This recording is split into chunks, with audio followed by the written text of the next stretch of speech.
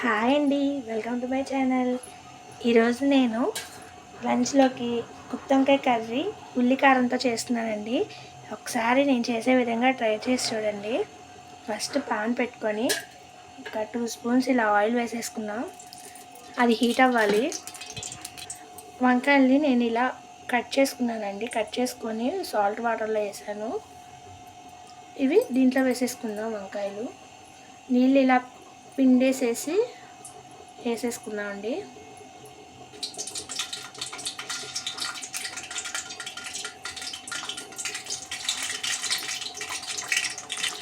చూడండి, సాల్ట్ వాటర్లో వేసి దీంట్లో పెట్టేశాను. ఇవి కొద్దిగా ఫ్రై అవనివ్వాలి. అన్నీ ఇలా చిన్నకాయలు అయితే బాగుండిద్దండి కూరకి, కొంత తొందరగా ఉడుకుతాయి. ఇలాంటి కాయలు, ఇంత పెద్ద కాయలు తీసుకోకండి. తీసుకున్నా కానీ చాలా టైం పట్టేసింది. దీంట్లో కొద్దిగా సాల్ట్ వేసి ఫ్రై చేద్దాం. దీంట్లో ఇదిగోండి సాల్ట్ వేసేస్తున్నాను. సరే ఇలా ఇలా కలిపేసుకున్నాం. సాల్ట్ వేయడం వల్ల కలర్ చేంజ్ అవ్వకుండా ఉంటుందండి. కొద్దిగా సాల్ట్ వేసుకొని తొందరగా కూడా ఫ్రై అయిపోతాయి. ఇలా కలిపేసుకొని మూత పెట్టేసుకుందాం. మూత పెట్టుకొని కలుపుతూ ఉండాలండి ఫ్రై అయ్యే వరకు. ఒకసారి ఓపెన్ చేద్దామండి. ఇదిగోండి ఫ్రై అయిపోయినాయి. వీటిని సైడ్కి పెట్టేసుకుందాము. సైడ్కి పెట్టేసుకొని ఒక పాన్ పెట్టుకొని దాంట్లో 1 స్పూన్ ఆయిల్ వేసానండి. ఇది హీట్ అవ్వాలి. ఆయిల్ హీట్ అయిందండి. దీనిలో పచ్చిశనగపప్పు, మినప్పప్పు అదొక 2 స్పూన్లు, ఇది ఒక 2 స్పూన్లు వేసాను. ఇవి కొద్దిగా ఫ్రై అవ్వాలి, దోరగా ఫ్రై అవ్వాలి. ఇలా అవుతుండగా దీంట్లో ధనియాలు, జీలకర్ర అదొక స్పూన్, ఇదొక స్పూన్ వేసాను. దానిలోనే ఒక 5 ఎల్లుల్లిపాయ రబ్బలు ఇలా తీసుకొని పగలు కొట్టుకొని వేస్తున్నాను. 5. దానిలోనే ఆనియన్స్ అండి, ఒక ఆనియన్, ఫుల్ ఆనియన్ వేసాను.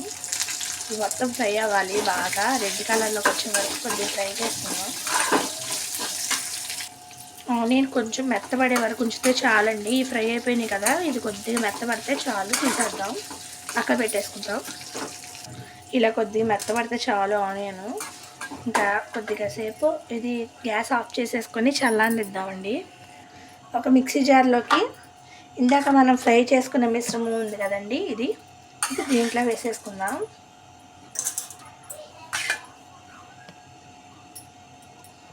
దీనిలోకి మనకి సరిపడా కారం అండి, ఎండుమిర్చి కూడా వేసుకోవచ్చండి. అంత స్పైసీనెస్ ఉండదు కాబట్టి నేను కారం వేస్తున్నాను. ఒక 2 స్పూన్స్ కారం, తగినంత సాల్ట్. ఆల్రెడీ వంకాయల్లో వాటిలో వేసాం కాబట్టి కొద్దిగా వేసుకోండి, చూసి తర్వాత వేసుకోవచ్చు. 1/2 టీ స్పూన్ సాల్ట్. ఇంకా లాస్ట్లో కొద్దిగా పసుపు అండి. ఇవన్నీ మిక్సీ చేసుకోవాలి. చూడండి, ఇలా కచ్చా పేస్ట్ లాగా మిక్సీ పట్టుకోవాలి.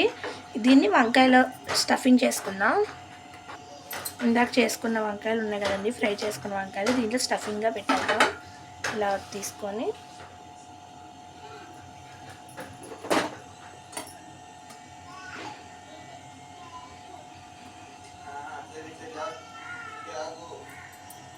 అన్నిటికీ ఇలాగే పెట్టేసుకుందామండి. చూడండి, ఇలా పెట్టుకున్నాను స్టఫింగ్ అంతా. వంకాయలు అన్నిటి పెట్టుకున్నాను. ఇప్పుడు కర్రీ ప్రాసెస్ స్టార్ట్ చేద్దాం. ఇందాక వంకాయలు ఫ్రై చేసుకున్న పాన్లోనే కొద్దిగా ఆయిల్ వేసుకొని హీట్ అవ్వనిద్దామండి. కర్రీ ప్రాసెస్ స్టార్ట్ చేసాం. కొంచెం ఆయిల్ వేసాను, ఆల్రెడీ ఆయిల్ ఉంది కదా. అది హీట్ అవ్వాలి. ఆయిల్ హీట్ అయిందండి. దాంట్లో తాలింపు గింజలు కొంచెం,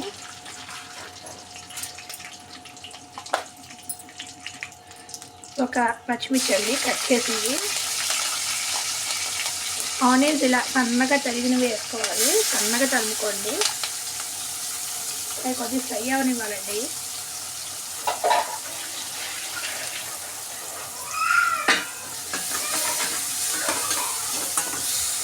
దీనిలో ఒక 1/2 టీ స్పూన్ అండి కొంచెం అల్లం వెల్లుల్లి పేస్ట్ వేసాను, టేస్ట్ కోసం. ఇది ఫ్రై అవ్వాలి బాగా. ఆనియన్స్ ఇలా ఫ్రై అయినాయి కదండి. మనం ఇందాక పేస్ట్ చేసుకున్నాం కదా, అది కొద్దిగా మిగిలిందండి, అది కూడా దీంట్లో వేసేసుకుందాం. వేసుకొని కొద్దిగా ఫ్రై చేసుకుందాం. ఆయిల్లో.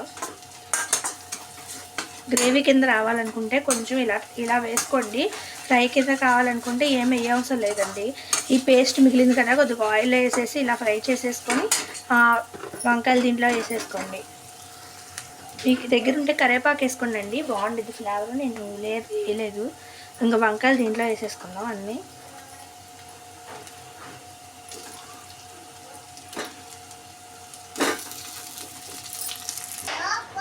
ఇలా ఫ్రై చేసేసుకోవాలండి. ఇంక మనం ఉప్పు కారం ఏమీ చేసుకోవాల్సిన లేదు, ఆల్రెడీ మనం ఇందాక దాంట్లో వేస్తాం కదా. ఇలా వేసేసుకున్నాక కొద్దిగా కరివేపాకు ఉంటే వేసుకోండి, బాగుంటుంది. వేయలేదు. రసంలోకి కానీ దేంట్లోకైనా సూపర్ కాంబినేషన్ అండి. ఒక్కసారి గుత్తొంకాయ కర్రీ ఇలా నేను చేసిన విధంగా ట్రై చేయండి. కారం ఈజీ ప్రాసెస్ కూడా అండి. కొద్దిగా ఒకసారి ఇలా చేసి చూడండి. రైస్లోకి అయితే క్యాక్ ఉంటుంది, సూపర్ ఉంటుంది. ఒకసారి ట్రై చేయండి. వీడియో నచ్చినట్లయితే లైక్ చేయండి, షేర్ చేయండి, సబ్స్క్రైబ్ చేసుకోండి. Thank you for watching.